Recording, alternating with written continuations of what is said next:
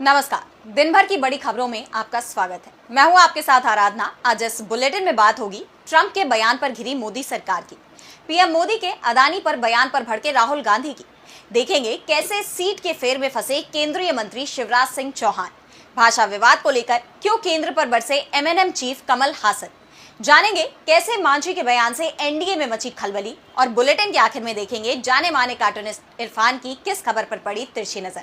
लेकिन दिन भर की तमाम बड़ी खबरों से पहले एक नजर आज की सुर्खियों पर। राहुल गांधी ने मॉडर्न कोच फैक्ट्री के अधिकारियों कर्मचारियों से मुलाकात का वीडियो सोशल मीडिया पर किया पोस्ट। लिखा, क्या रेलवे वाकई 21वीं सदी के लिए तैयार है? आरबीआई के पूर्व गवर्नर शक्तिकांत दास होंगे प्रधानमंत्री मोदी के प्रमुख सचिव। आरबीआई के गवर्नर के रूप में 6 साल तक सेवाएं देने के बाद पिछले साल दिसंबर में रिटायर हुए थे शक्तिकांत दास। सोशल मीडिया के लिए कोड ऑफ कंडक्ट की तैयारी में केंद्र सरकार। इन्फ्लुएंसर्स को कंटेंट रेटिंग देना होगा अनिवार्य। 5 से 50 लाख फॉलोअर्स वाले इन्फ्लुएंसर्स के लिए होंगे ये नियम। उत्तराखंड में फॉरेस्ट फंड से खरीदे गए आईफोन और लैपटॉप, दफ्तर की सजावटी चीजों में भी हुआ खर्च। कैग रिपोर्ट में हुआ बड़ा खुलासा। ये तो थी सुर्खियां। अब बात आज की सबसे बड़ी खबर की। अमेरिका के राष्ट्रपति डोनाल्ड ट्रंप ने एक बार फिर भारत को दी जाने वाली $21 मिलियन की रकम को लेकर बड़ा बयान दिया है। उन्होंने कहा कि आखिर भारत में वोटिंग बढ़ाने की चिंता हमें क्यों करनी।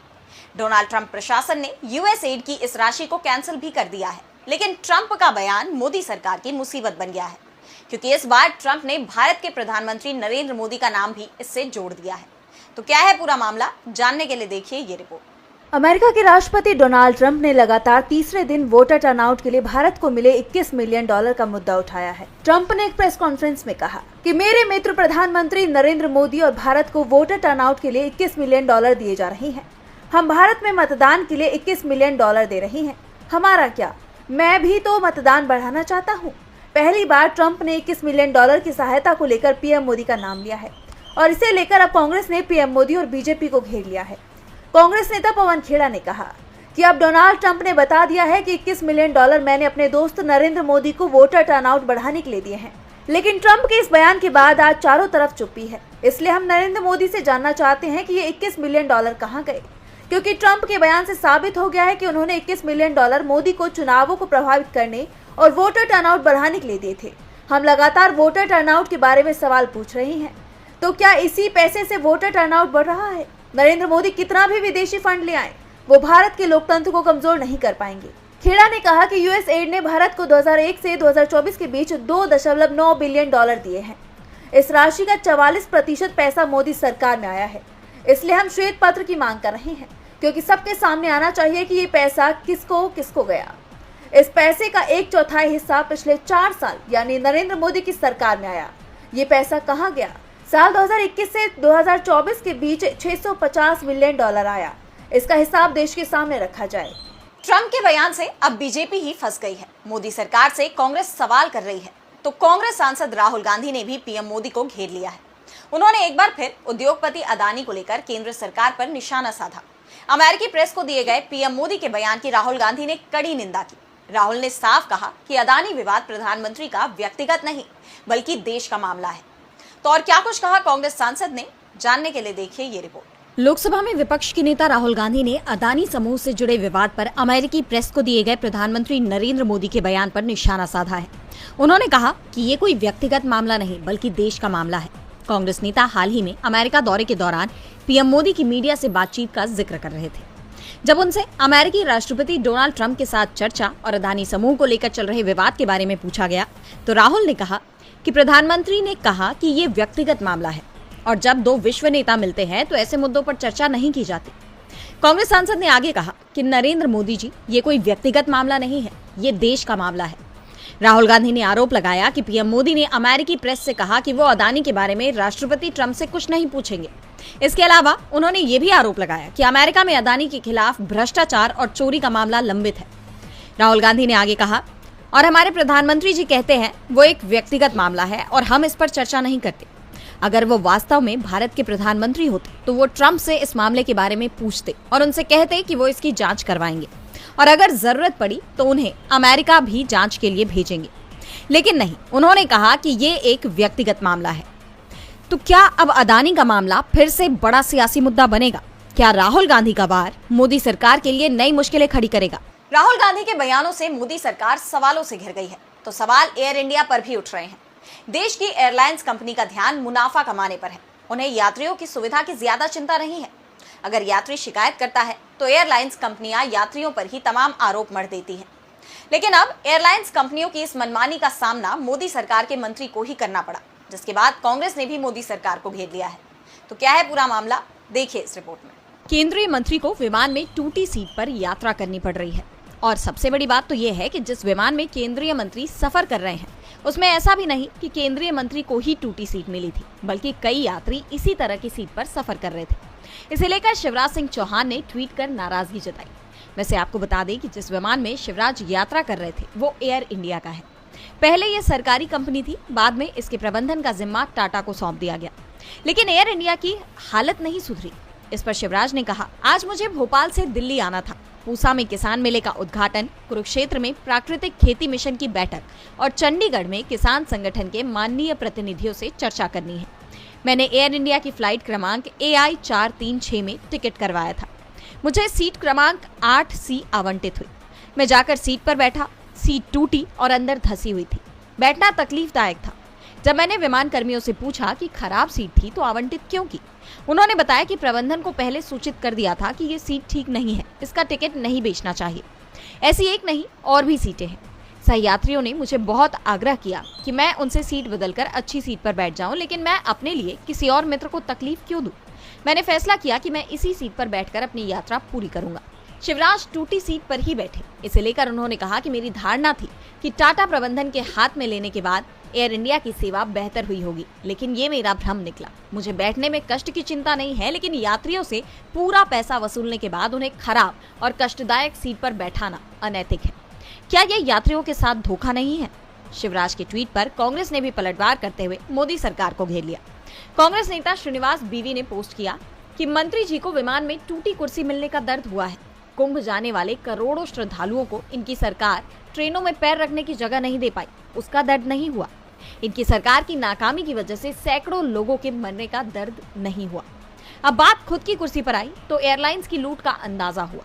हालांकि एयर इंडिया ने असुविधा के लिए माफी मांगी है, लेकिन ये मुद्दा उठाकर केंद्रीय मंत्री खुद ही विपक्ष के निशाने पर आ गए हैं।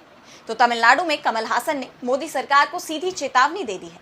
ट्राई लैंग्वेज पॉलिसी को लेकर तमिलनाडु और केंद्र में खींचतान मची हुई है, और अब इस विवाद में मक्कल निधि मय्यम पार्टी के अध्यक्ष और एक्टर कमल हासन की भी एंट्री हो गई है।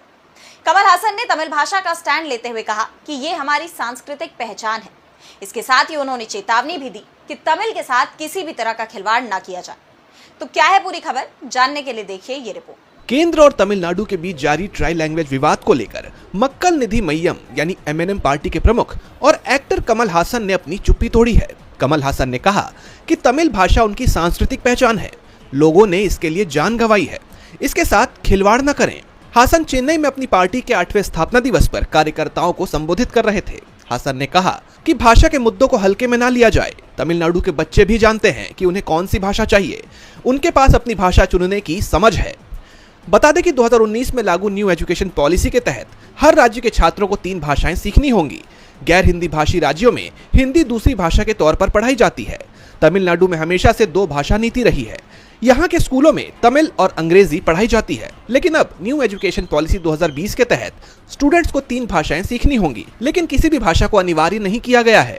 राज्यों और स्कूलों को यह तय करने की आजादी है कि वो कौन सी 3 भाषाएं बच्चों को पढ़ाना चाहते हैं।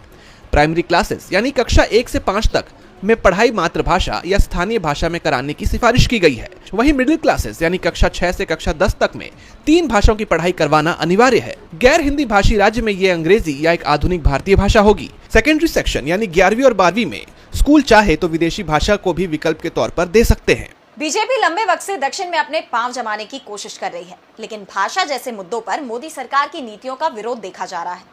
ऐसे में उसकी सारी कोशिशें फेल होती नजर आ रही हैं। वहीं महाराष्ट्र में खुद ही बीजेपी बैकफुट पर दिखाई दे रही है। विधानसभा चुनाव से पहले महायुति सरकार लोगों के लिए एक के बाद एक कई योजनाएं लेकर आई थी, जिसमें डायरेक्ट कैश ट्रांसफर से लेकर कई फ्री सेवाएं शामिल थी।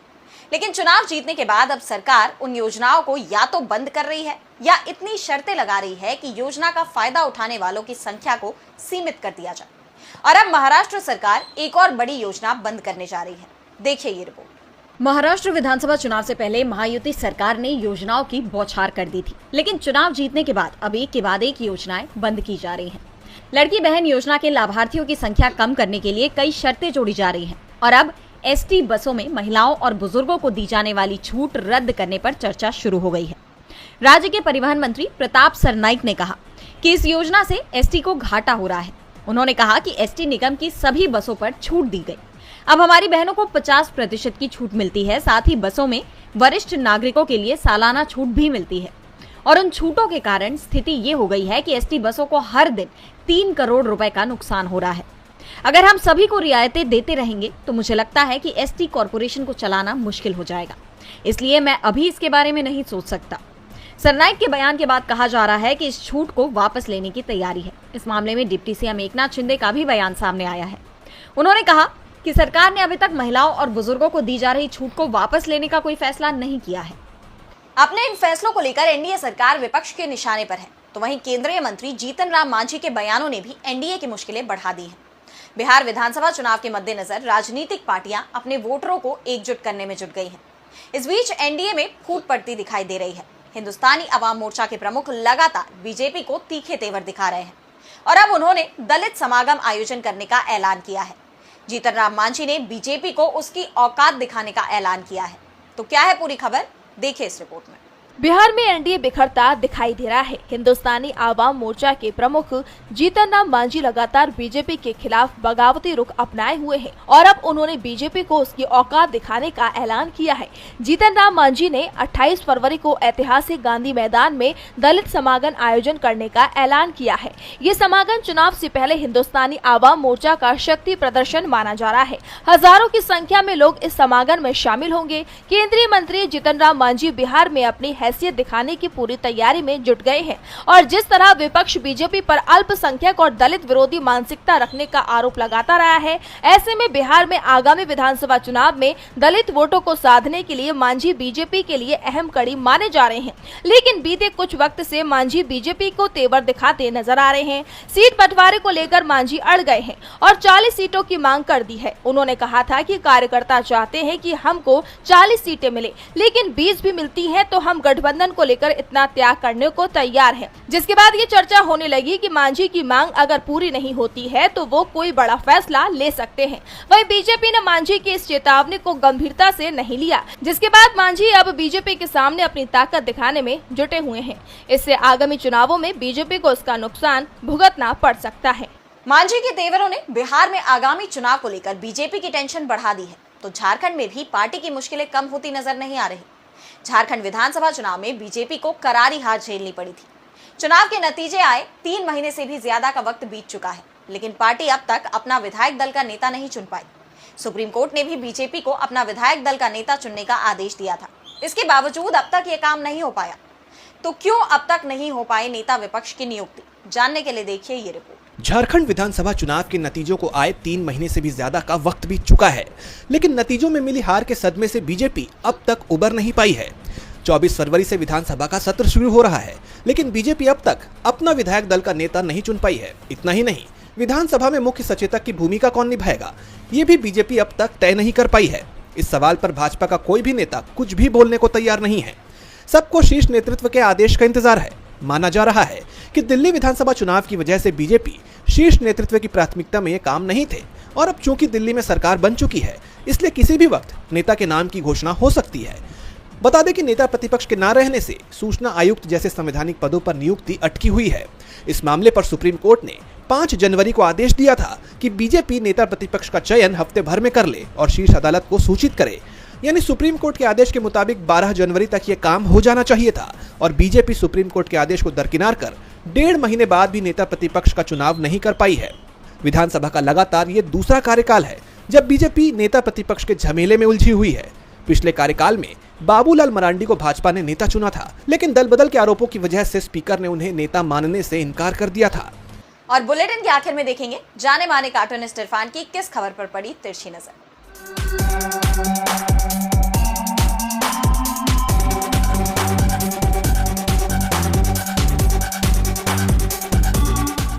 मध्य प्रदेश के पूर्व मुख्यमंत्री और मामा कहे जाने वाले शिवराज सिंह चौहान का कुर्सी का और उनका जैसे 36 का आंकड़ा हो गया है।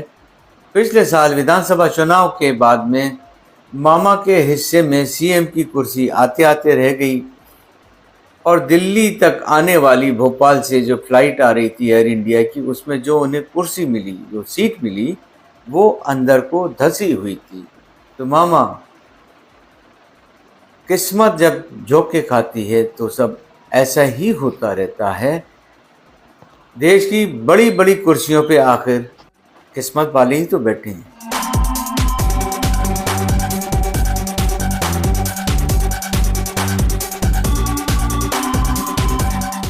बहुत बहुत शुक्रिया इरफान जी। तो आज इस बुलेटिन में इतना ही। आप देखते रहिए डीवी लाइव। नमस्कार।